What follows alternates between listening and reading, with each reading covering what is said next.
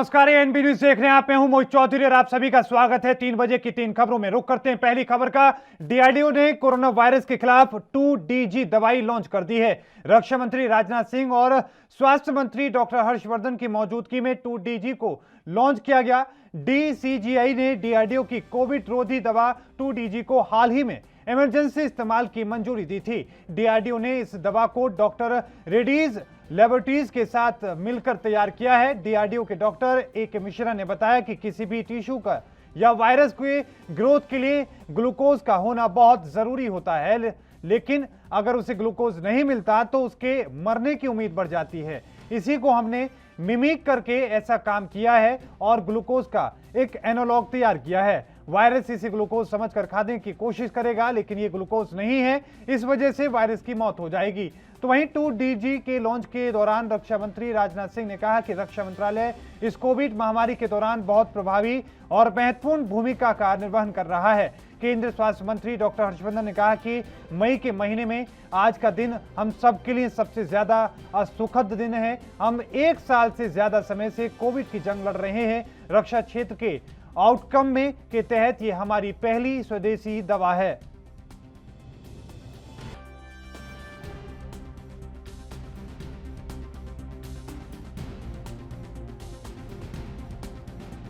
ये आने वाले समय के अंदर खाली भारत के ही लिए नहीं, अपितु पूरे संसार के लिए कोविड के खिलाफ जंग में एक महत्वपूर्ण भूमिका निभाए।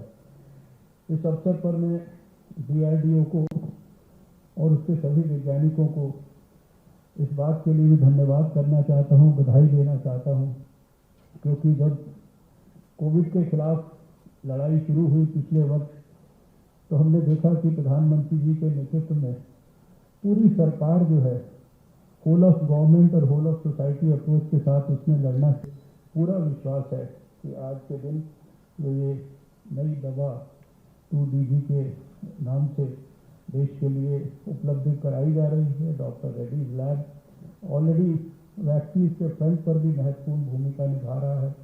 ये आने वाले समय में देश के लोगों के लिए सुलभ ढंग से उपलब्ध होगी और कोविड के खिलाफ हमारी लड़ाई में, उस जंग में हमको और मजबूती प्रदान करेगी और कोविड के खिलाफ लड़ाई में हमें निश्चित रूप से आने वाले समय में निर्णायक विजय प्राप्त होगी। जो इस ड्रग को तैयार किया है, मैं तो उनको अपनी तरफ से बधाई देना ही चाहता हूँ। पूरे डीआरडीओ को बधाई देना चाहता हूँ। डीआरडीओ के हमारे चेयरमैन को भी बधाई देना चाहता हूँ, डॉक्टर जी सतीश रेड्डी को भी। बराबर इस संबंध में वैसे उन्होंने पहले भी मुझे जानकारी दी थी। यह काम हमारे यहाँ चल रहा है। लेकिन जब इसमें कामयाबी हासिल हुई, तो जब उन्होंने इसकी जानकारी मुझे दी, तो सचमुच मुझे इसकी बेहद खुशी हुई। और जो काम हमारे वैज्ञानिकों ने किया है, उसके लिए तो मैं उनका अभिनंदन करना चाहता हूँ। हमको निश्चिंत होने की जरूरत नहीं है। न हम निश्चिंत होंगे और न हम थकेंगे और न किसी रूप में हम हारेंगे। हम कोविड पर विजय प्राप्त करेंगे। इस संकल्प के साथ हम सबको आगे बढ़ते रहने की। और इस बीच सीधा रुख करते हैं मुजफ्फरनगर का, जहां पर मुख्यमंत्री योगी आदित्यनाथ दौरे पर हैं। और वो तस्वीरें आपके टीवी स्क्रीन पर, जहां पर वहां पर दौरे पर पहुंचने के बाद ही तमाम जो अधिकारी वहां पर मौजूद हैं और डॉक्टर वहां पर मौजूद हैं, उनसे बातचीत कर रहे हैं। जो तमाम शामली के डॉक्टर को आप देख सकते हैं कि वहां पर मौजूद हैं, जो डीएम वहां के हैं, उनसे भी बातचीत करने की कोशिश मुख्यमंत्री योगी आदित्यनाथ वहां पर कर रहे हैं। साथ में आपको यह भी बताते चले कि मुख्यमंत्री योगी आदित्यनाथ बीते 7 मई से लगातार उत्तर प्रदेश के अलग अलग जनपदों में, अलग अलग जिलों में जाकर के खुद निरीक्षण कर रहे हैं और तमाम स्थिति का जायजा ले रहे हैं। अस्पतालों के हालातों को लेकर देखने की कोशिश कर रहे हैं और साथ में यह भी कि किसी भी तरह की कोई लापरवाही नहीं होनी चाहिए।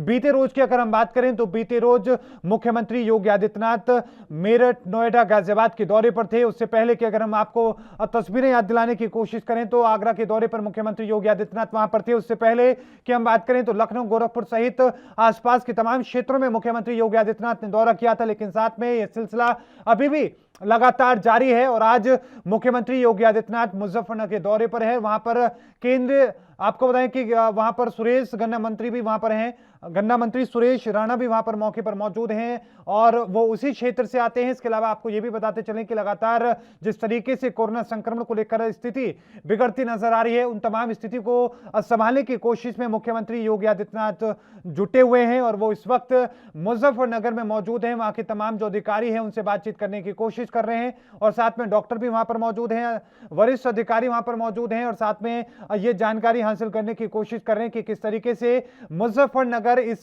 गंभीर महाबीमारी से लड़ रहा है। ग्रामीण क्षेत्रों में खास तौर पर किस तरह की स्थिति है, क्योंकि मेरठ मंडल की हम बात करें तो मेरठ मंडल में सबसे ज्यादा ग्रामीण क्षेत्रों का जो बुरा हाल है, तो इनको लेकर पहले से ही जो अधिकारी हैं और सरकार के तमाम निर्देशों का जो पालन वहां पर कराया जा रहा है। और इसके साथ ही आपको यह भी बताते चलें कि मुख्यमंत्री योगी आदित्यनाथ इस इलाके में वैक्सीनेशन को लेकर भी पहले ही निर्देश दे चुके हैं, लेकिन आज वहां पर पहुंचकर वो तमाम स्थितियों का जायजा ले रहे हैं। मुख्यमंत्री योगी आदित्यनाथ यहां पर तमाम अधिकारियों के साथ बैठक में मौजूद हैं और उनसे जो हालात इस वक्त वहां पर हैं, जो रिकॉर्ड बीते कई दिनों से लगातार देखने को मिल रहा है, उसको समझने की कोशिश कर रहे हैं। आज अगर पूरे देश की हम बात करें तो राहत वाली खबर सामने आई थी।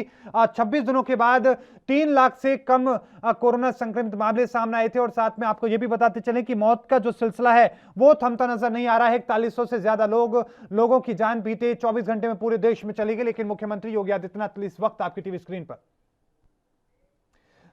तो वहीं आपको यह भी बताते चले कि डीआरडीओ ने जो एक बड़ी और महत्वपूर्ण ये खबर देश के लिए आज सुनाई है, क्योंकि आज उनके द्वारा जो तैयार की गई है 2DG दवाई वो लॉन्च हो चुकी है और इसके लॉन्च के साथ ही आपको बताएं कि देश को राहत मिली है। और इस राहत के साथ ही आपको यह भी बताते चले कि इस दौरान खुद केंद्रीय स्वास्थ्य मंत्री डॉक्टर हर्षवर्धन मौके पर मौजूद रहे।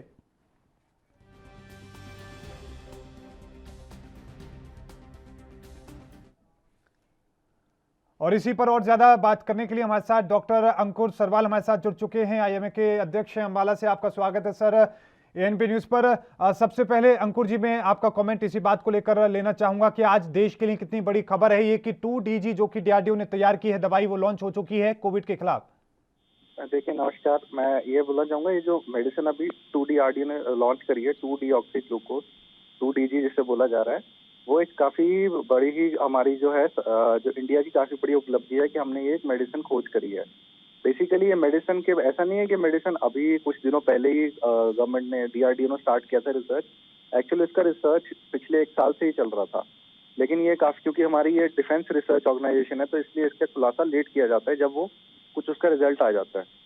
तो फेज 2 ट्रायल जो थे वो लास्ट नवंबर में ही कंप्लीट हो गए थे और अभी दिसंबर से फेज 3 ट्रायल के रिजल्ट जो अप्रैल में आया उससे काफी ये पता चला है कि ये जो मेडिसिन है इसका फायदा हो रहा है कोविड पेशेंट्स में। डॉक्टर अंकुश सरवाल, एक बात और हम समझने की कोशिश करें कि कोरोना को लेकर ये किस तरीके से असर दिखाती है, किस तरीके से कोरोना संक्रमण को खत्म करने की कोशिश करती है। देखिए जैसे 2-डीऑक्सी में बेसिकली जो ग्लूकोज में एक किसी सेकंड पार्टिकल जो होता है उसमें ऑक्सीजन की कमी के लिए इसको 2-डीऑक्सी बोला जाता है। तो ये बेसिकली कैसे काम करता है कि ये जिस भी सेल के अंदर ये चला जाता है उस सेल की प्रोडक्शन को ये रिड्यूस कर देता है। तो ये देखा गया कि कोविड के सेल्स में जब ये पेशेंट को दिया जाता है तो कोविड के सेल्स में ये जाके कोविड वायरस की सिंथेसिस को कम कर देता है, यानी कि उनकी प्रोडक्शन को कम कर देता है और पेशेंट की जो ऑक्सीजन डिपेंडेंसी है वो धीरे धीरे कम हो जाती है इस मेडिसिन को लेने से। इसका जो है रिजल्ट थोड़ा बेटर है बाकी मेडिसिन से लेके, और इसका जो अभी लॉन्ग टर्म में जो रिजल्ट होगा और काफी लार्ज स्केल पे जो रिजल्ट आएंगे वो ग्रेजुअली में पता चलेंगे जैसे हम यूज करेंगे। बट हाल फिलहाल जितने भी रिजल्ट आए उसमें काफी अच्छे इसका सक्सेस रेट दिखाया गया है। जरूर, बहुत बहुत धन्यवाद डॉक्टर अंकुश सरवाल हमारे साथ जुड़ने के लिए। कैंसर विशेषज्ञ हमारे साथ जुड़े, उन्होंने बताया कि किस तरीके से जो 2DG जो दवाई लॉन्च की गई है वो कितनी महत्वपूर्ण है। रुक करते हैं दूसरी खबर का। भारत अपने पश्चिमी तट के निचले इलाकों से हजारों लोगों को निकाल रहा है, क्योंकि एक शक्तिशाली चक्रवात तौकते ने सुबह गुजरात राज्य में कम से कम 6 लोगों की जान ले ली। अरब सागर में बना यह चक्रवात अपने साथ भारी बारिश और हवाओं को लेकर आया है, जिससे पश्चिमी और दक्षिणी भारत के कुछ हिस्सों में घरों को नुकसान पहुंचा और कई पेड़ उखड़ गए। तो वहीं मुंबई में भारी बारिश और तेज हवाएं चल रही हैं, सड़कों पर पानी भर चुका है, कई पेड़ उखड़ चुके हैं, समुद्र में भारी उथल पुथल देखने को मिल रही है। तौकते तूफान फिलहाल मुंबई के समुद्र तट से गुजर रहा है। मुंबई में इस वक्त तेज हवाओं के साथ बारिश हो रही है। तूफान के मद्देनजर मुंबई एयरपोर्ट को 3 घंटों के लिए बंद किया गया था, जिसका समय अब और बढ़ा दिया गया है। तो वहीं मौसम विभाग ने ऑरेंज अलर्ट पहले ही जारी कर दिया था। तौकती तूफान इस वक्त मुंबई के तट से दूर तेज रफ्तार के साथ गुजर रहा है। मुंबई में तेज हवाओं के साथ बारिश हो रही है। इससे पहले मौसम विभाग ने बारिश को लेकर ऑरेंज अलर्ट जारी कर दिया था। तौकते तूफान को देखते हुए एनडीआरएफ की टीमें तैनात कर दी गई हैं। लोगों को तटों से दूर रहने की सलाह दी गई है। तो वहीं आपको यह भी बताएं कि एक एडवाइजरी जारी करके यह भी कहा गया है कि तटों के आसपास ना जाएं, क्योंकि उनकी जो लपटें हैं कुछ ही पलों के बाद बहुत ऊंची उछलने वाली हैं।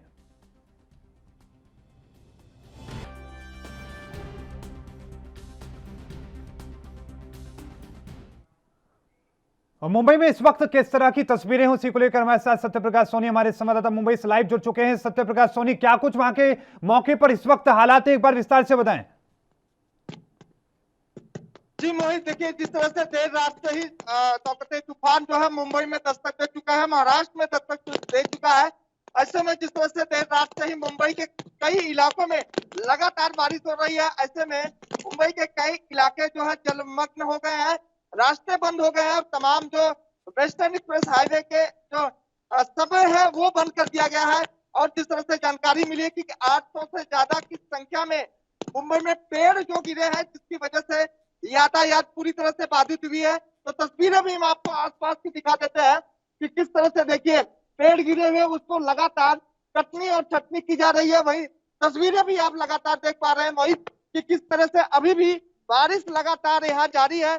लोग जद्दोजहद कर रहे हैं, हालांकि कोरोना काल है, ऐसे में पहले भी एहतियातन कह दिया गया था बेवजह बाहर न निकले, लेकिन क्योंकि मुंबई है, महाराष्ट्र है, ऐसे में आर्थिक राजधानी मानी जाती है, लोग अपने कामों के लिए बाहर जरूर निकलते हैं। लेकिन जो स्थिति है वो कहीं न कहीं भयावह है। माना जा रहा है कि देर रात और भी जो चक्रवात है इसकी जो तीव्रता है और बढ़ जाती, जिसमें जो जान माल का नुकसान है वो काफी हद तक होने की आशंका है। लेकिन महाराष्ट्र सरकार ने जिसके चलते लगातार एहतियातन जो है एनडीआरएफ और मुंबई महानगर पालिका सहित करीब 1000 से ज्यादा लोगों की तैनाती कर दी है। ऐसे में जानकारी मिल रही है कि अब तक 3 लोगों के मौत के जो मामले सामने आए हैं उसको लेकर महाराष्ट्र सरकार ने तत्काल प्रभाव में जो है स्क्रूटनी करने के लिए यानी कि जांच करने के लिए कह दिया है। अगर नुकसान होता है तो उसकी भी भरपाई की जाएगी, इसमें कोई संदेह नहीं है। इस प्रकार की बातें जो है जी बिल्कुल सत्यप्रकाश सोनी, साथ में ये भी हम समझने की कोशिश करें, क्योंकि ये जो एडवाइजरी जारी करके ये चेतावनी जारी की गई थी कि ऊंची लपटें समुद्र में उठ सकती हैं, यही वक्त दिया गया था। क्या स्थिति समुद्र के इस वक्त देखने को मिल रही है और क्या कुछ जानकारी दी गई है? देखिए मोहित जी, अब से थोड़ी देर बाद जब हमने समुद्र के आसपास का नजारा देखा तो जाहिर तौर पर बेहद चौंकाने वाला है। समुद्र अपने उफान पे है, लगातार लहरें जो उठ रही है वो कहीं के भयावह है स्थिति है। ऐसे में ये माना जा रहा है कि देर शाम यानी कि देर रात और जब स्थिति और कम मुंबई में जिस तरह से कई घरों में पानी घुस गया है, लेकर भी तमाम लोग जद्दोजहद कर रहे हैं। हमारे साथ एक पक्ष भी है, उनके घर में भी पानी घुस गया है। हालांकि जो है उम्मीद की गुंजाइश कर रहे थे कि शायद ममता की तरफ से कोई उम्मीद जागेगी। जी क्या कहेंगे आप? सबसे पहले तो मैं यही कहूंगा कि ये जो तूफान आने वाला है इसकी सरकार को जानने देती तो नाले साफ गटर साफ कराना चाहिए था। अभी पूरे नाले भर गए, मेरे घर पे पानी भर गया, हमारी चाली में पूरी पानी भर गया है। इसके जवाबदार कौन है? लेकिन ये सुनामी है, ये कोई मानसून सत्र की बारिश नहीं है। लेकिन सुनामी आने से तो गटर साफ तो करना चाहिए ताकि घर के अंदर पानी ना भरे। लोग आज खाने की बिगड़ हो गए हमारे। जाहिर तौर पर वही देखिए, इनका भी कहना कहीं कहीं ठीक है। अगर सरकार को पता था कि सुनामी आने वाली है, पानी का जलभराव हो सकता है, ऐसे में गटर नाले की सफाई पहले हो जानी चाहिए थी। हालांकि बीएमसी ये चाहती है कि 80% की सफाई हो गई है, लेकिन जिस तरह से तस्वीरें सामने मुंबई के अलग अलग इलाकों से आ रही है वो कहीं न कहीं ये दर्शाती है कि मुंबई महानगर पालिका की जो लापरवाही एक बार फिर सामने आ रही है। वही सत्यप्रकाश सोनी, सरकार ने किस तरह की तैयारियां की हैं और किस तरीके से एनडीआरएफ की जो टीमें वहां पर तैनात की गई हैं उसको लेकर क्या जानकारी है, क्या तैयारी पहले से हुई थी और फिलहाल वहां पर क्या स्थिति देखने को मिल रही तैयारियों के साथ में?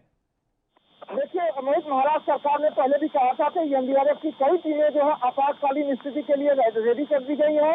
हेलीपैड एयर लिफ्टिंग भी कराई गई है। ऐसे में जिस तरह से लगातार कल ही कहा गया था कि जो है एनडीआरएफ की 3 टीमें मुंबई में रहेंगी, 1 टीमें जो है गोवा में रहेंगी, बाकी पुणे, नासिक और नांदेड़ सहित सिंधुदुर्ग में जो है तैनात किया गया। लेकिन जिस तरह से स्थिति लगातार अब बिगड़ती जा रही है, महाराष्ट्र सरकार की चिंताएं भी लगातार बढ़ती जा रही है। निवेदन देखा जा रहा है कि मुंबई महानगर पालिका के तमाम जो कर्मचारी से छुट्टी पे थे उनको भी बुला लिया गया है और कोस्ट गार्ड के तमाम जो लाइन गार्ड थे उनको भी लगातार समुद्र के आसपास किनारों में तैनात किया गया है। महाराष्ट्र के अन्य जिले की अगर बात करें तो वहाँ पर 12,000 से ज्यादा झोपड़ों को, यानी कि वहाँ के जो रहवासी है प्रति इलाके के, उनको भी खाली करवा दिया गया है ताकि आने वाले समय जल हानि न हो। हालांकि सामान और उनके घरों की जो जिस तरह से लगातार तस्वीरें भी सामने आ रही है कि कई लोगों के घर गिर गए हैं, कई लोगों का कारें जो नुकसान हो गए, ऑटो रिक्शा नुकसान हो गया है, क्योंकि लगातार पेड़ों के गिरने की जो क्षमता है, गिनती है, वो बढ़ती जा रही है। ऐसे में महाराष्ट्र सरकार की चिंता भी। बिल्कुल सत्य प्रकाश सोनी, आप हमारे साथ बने रहिए। इस बीच एक छोटे से ब्रेक पर जा रहे हैं, लेकिन ब्रेक के उस पार भी मुंबई की वो तस्वीरें, उठती लहरों की तस्वीरें भी आपको दिखाएंगे। रुकेंगे छोटे से ब्रेक के लिए।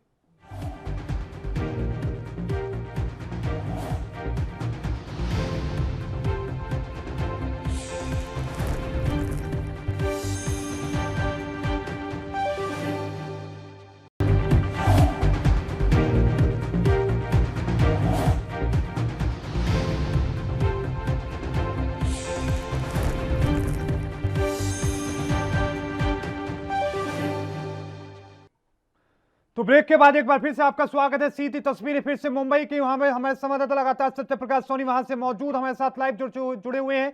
सत्य प्रकाश सोनी, फिलहाल वहां की स्थिति को देख करके क्या लग रहा है कि हालात अभी और बिगड़ सकते हैं, या जो तैयारियां सरकार ने और बीएमसी ने की थी उनसे राहत मिल रही है? जी देखिए मोहित, जिस तरह से मानसून विभाग ने 24 घंटे के लिए हाई अलर्ट जारी किया है, ऐसे में माना जा रहा है कि चक्रवात जब मुंबई की तरफ महाराष्ट्र की तरफ और बढ़ेगा तो इसकी स्थिति और भी भयावह हो सकती है। लिहाजा कहा गया है कि जो 150 175 की जो स्पीड होगी वो काफी भयावह होगी। इसमें ऐसे माना जाएगा देर रात तक जिस तरह से स्थिति और बनती जाएगी, इस चक्रवात की जो ताकत है और बढ़ती जाएगी। ऐसे में नुकसान ज्यादा होने की बात कही गई है, लेकिन जिस तरह से बताया गया है कि 3:30 से लेकर 5 बजे के आसपास जो मुंबई के समुद्र में हाई टाइड होने की आशंका है। इस वजह से, इस लिहाज से अगर मुंबई में लगातार बारिश होती रही तो जाहिर तौर पर मुंबई में जल भराव की स्थिति बिल्कुल पैदा हो जाएगी। जिस तरह से तेज हवाएं चल रही है, काफी लोगों का जो नुकसान भी हो रहा है, और जो तस्वीरें लगातार एक के बाद एक सामने आ रही है, जगह जगह जल भराव से लेकर तमाम जो रूट है वो कहीं ना कहीं डाइवर्ट कर दी गए हैं, बंद कर दी गए। बिल्कुल सत्य प्रकाश सोनी, साथ में ये भी हम समझने की कोशिश करें कि जिस तरीके से लोगों को दूसरी जगह पर शिफ्ट किया गया है, तो उनके रहने का इंतजाम, उनके खाने पीने की क्या कुछ व्यवस्था की गई है? जो जिन लोगों के घरों में नुकसान हुआ है उस पर क्या अपडेट है? देखिए मोहित जी, महाराष्ट्र सरकार ने पहले ही तटी इलाके से करीब 12,400 लोगों को सुरक्षित जगह पर पहुंचा दिया है। ऐसे में आह्वान भी किया गया था जो लोग तटी इलाके में और तरह की खतरे हैं उनका भी तुरंत जो है तत्काल प्रभाव में कहीं सुरक्षित स्थान भेज दिया जाए।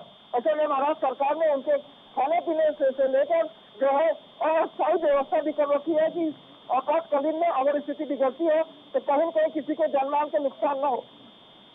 सत्य प्रकाश सोनी, ये भी हम समझने की कोशिश करें कि जिस तरीके की वहां की स्थिति अभी देखने को मिल रही, इससे पहले भी क्योंकि बार बार मुंबई को इस तरह के तूफान झेलने पड़ते हैं, किस तरह की तस्वीर बदलती नजर आ रही है उन तूफानों से अगर हम तुलना करें तो आज के तूफान में और उस वक्त के तूफानों में क्या फर्क नजर आ रहा है? देखिए मैं उस वक्त जब तूफान आया था तो बोला गया था कि मुंबई में इसका ज्यादा असर नहीं होगा, लेकिन इस बार मुंबई में भी काफी मात्रा में असर देखा जा रहा है। काफी पेड़ गिर गए हैं, जैसा कि मैंने आंकड़ा बताया कि 800 से ज्यादा की संख्या में पेड़ गिरे हैं और कई सैकड़ों की संख्या में गाड़ियां क्षतिग्रस्त हो गई है। 3 लोगों की जान गए हैं। ऐसे में लगातार लोगों के घर में जलभराव हो रहा है। मुंबई के कई रास्तों को जो डाइवर्ट कर दिया गया है, तो ऐसे में जाहिर तौर पर मुंबई में इसका खासा असर देखा जा रहा है। लेकिन जिस तरह से 24 घंटे का अलर्ट जारी किया गया है, ऐसे में अगर इसी तरह से रफ्तार रही तो जाहिर तौर पर और भारी नुकसान होने की आशंका जताई जा रही है। सत्य प्रकाश सोनी, आपके आसपास लोग भी मौजूद हैं, उनसे अगर बातचीत करने की कोशिश करें कि उन्हें किस तरह की असुविधा हो रही है, किस तरीके से इस तूफान से उनका नुकसान हो रहा है, किस तरह की समस्याओं का सामना उनको करना पड़ रहा है। एक तो पहले से कोरोना काल, ऊपर से आपदा जो ईश्वर की आई है, उसको लेकर क्या कुछ वो कह रहे हैं? जी मोहित जी, देखिए मैं बस स्टॉप के आसपास खड़ा हूँ। हालांकि यहाँ पे कह रहे तो महिला है हमारे साथ शायद बात करेंगी। मैडम, जिस तरह से अचानक चक्रवात तूफान आया है, तमाम लोगों की स्थिति खराब हो गई है, क्या लगता है ये स्थिति अचानक हुई है? महाराष्ट्र सरकार को इसके लिए प्रिपेयर होना चाहिए था। ये स्थिति तो अचानक हुई है, भले उन लोग ने 2 दिन पहले बोला था, लेकिन हम लोग भी प्रिपेयर नहीं थे। हम लोग भी अभी सर्विस करने वाले, हम लोग को भी उतना ही तकलीफ हो रहा है। सब इधर पानी भरा है, पेड़े सब जगह पे, कृषि है, बसेस का प्रॉब्लम है, जाने आने के लिए तो तकलीफ हो ही रहा है। हम लोग को भी मानसून विभाग ने 24 घंटे का और अल्टीमेटम दिया है। अगर स्थिति ऐसे रही तो और भी बड़ा स्थिति हो सकती है। इसके लिए किस तरह का मन में चल रहा लोग? मन में तो डर बैठा है ना, लेकिन ये हॉस्पिटल है, ये कर्मचारियों को तो जाना ही पड़ेगा ना। अपना भी जॉब है, वो भी जाना पड़ेगा। कोविड के पेशेंट हॉस्पिटल में एडमिट है, हम तो घर पे बैठ नहीं सकते हैं। तो मोहित, आप देख पा रहे हैं कि एक डॉक्टर है, इस समय कोरोना काल चल रहा है कोविड हॉस्पिटल में। इलाज मतलब लोगों की जान बचानी बहुत जरूरी है। लिहाजा में इतनी बारिश में, इतनी तेज हवाओं के बीच भी डॉक्टर मैडम जो है अपने घरों से निकल के, हालांकि बस स्टॉप पर खड़ी है, बस का इंतजार कर रही है, लेकिन उनको चिंता है, उनका ये डर है कि उनके जो पेशेंट है, उनके जो मरीज है, उनका इलाज सही से होना चाहिए। वही ये जो पेड़ आपके पीछे नजर आ रहे हैं, क्या ये डालियां टूटी हैं या फिर पूरा पेड़ नीचे गिरा है, और क्या इससे कोई नुकसान हुआ है? और जो बाकी जगहों पर जो पेड़ टूटे हैं, जो गिरे हैं, क्या किसी के घर पर या किसी तरह की गाड़ी के ऊपर गिरे हैं? क्या कुछ नुकसान की अपडेट उसको लेकर है? वही देखिए, मैं तस्वीरें दिखाऊंगा। ये जो पेड़ गिरा है, ये लिंक रोड को जोड़ने वाला एक रोड है, जो हमेशा चलता फिरता रोड है, कभी बंद नहीं होता, जैसा कि आप तस्वीरें भी लगातार देख पा रहे हैं। लेकिन देश में ही ये पेड़ गिरा, अचानक पूरा पेड़ जो है गिर गया था, रास्ता पूरी तरह से बंद हो गया था। लेकिन बीएमसी की तरफ से सही कर दिया गया था, कोई भी अगर स्थिति इस प्रकार की होती है तो तत्काल प्रभाव में उसको जो है पेड़ काटने वाली जो यूनिट है उसको भेजा जाएगा और रास्ता खाली करवा दिया जाएगा। ठीक है, वैसा ही बिल्कुल तस्वीरें आपके सामने बहुत सीधी स्क्रीन की दिख रही है कि पेड़ गिरने के बाद तुरंत जो है कर्मचारी लगते हैं और उसको पेड़ को काट कर रास्ता को तैयार कर दिया जाता है। ऐसे में ये बड़ा अहम माना जाता है कि अगर इस तरह की स्थिति बिल्कुल सत्यप्रकाश सोनी, बिल्कुल बिल्कुल। लेकिन सत्यप्रकाश सोनी, अभी जिस तरह की अपडेट ये मिल रही है कि मुंबई एयरपोर्ट को 3 घंटे के लिए बंद किया गया था, एक बार फिर से उसको दोबारा से 4 घंटे तक के लिए बंद कर दिया है। वहां की क्या अपडेट आपके पास है? क्यों आखिरकार मुंबई एयरपोर्ट को बंद किया गया है? वहां पर किस तरह के इंतजाम है? जी नहीं, देखिए, जिसे मुंबई एयरपोर्ट पर अक्सर जब ज्यादा बारिश होती है या इस तरह की तेज हवाएं चलती है तो एयरपोर्ट पर जलभराव की स्थिति बन जाती है। ऐसे में महाराष्ट्र एविएशन में पहले ही कर दिया था, महाराष्ट्र सरकार ने भी गुजारिश की थी कि एयरपोर्ट को बंद रखा कर, लिहाजा 11 बजे से लेकर 3 बजे तक किया गया था। लेकिन अब इसकी समय सीमा को और बढ़ा दिया गया क्योंकि लगातार बारिश भी हो रही है और तेज हवाएं भी चल रही है।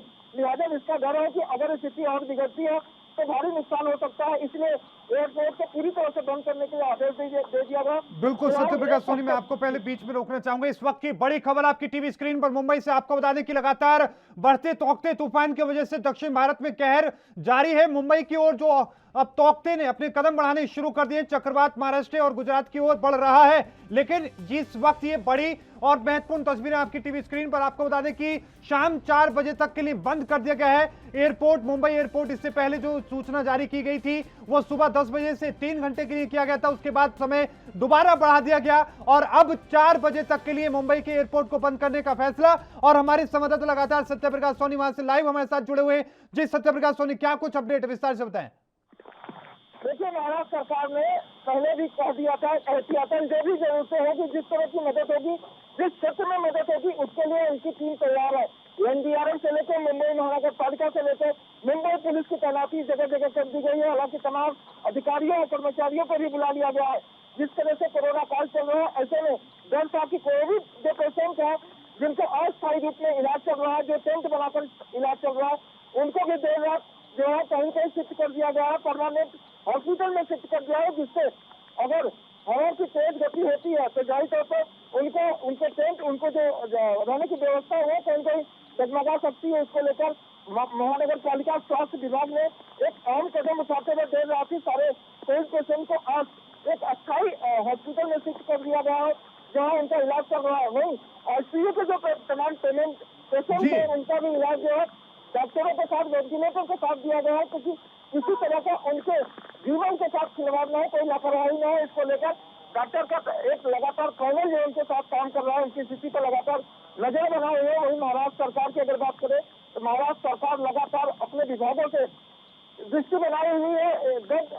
हर वक्त जो है उनका अपडेट लिया जा रहा है, महाराष्ट्र की स्थिति क्या है, कहाँ की क्या स्थिति है, उसको लगातार देखा जा रहा है, जिससे आपदा आने पर और स्थिति बिगड़ने पर तुरंत निपटा जा सके।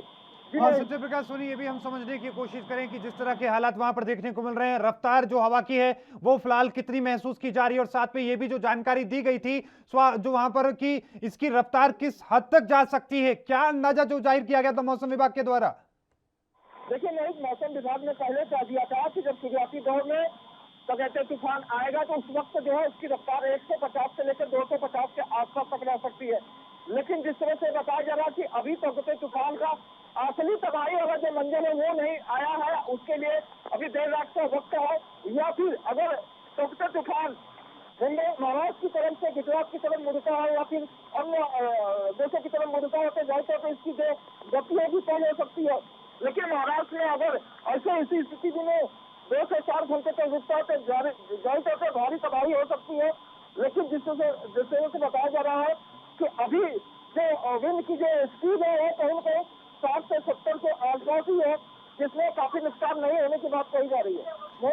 बिल्कुल सत्य प्रकाश सोनी, वो तस्वीरें हमने देखी कि किस तरीके से कई जगहों पर सड़कों पर भारी पानी जमा हो चुका है। जहां पर आप मौजूद हैं वहां पर पानी की किस तरह की स्थिति है, सड़कों पर किस तरह की स्थिति है, क्या कुछ उससे नुकसान हो रहा है, वो तस्वीरें अगर हम देखने की कोशिश करेंगे इस वक्त पानी सड़कों पर जहां पर आप मौजूद हैं वो कितना महसूस किया जा रहा है, क्योंकि बाकी इलाकों से बहुत डरावनी तस्वीरें आ रही हैं, गाड़ियां डूबती हुई नजर आ रही हैं।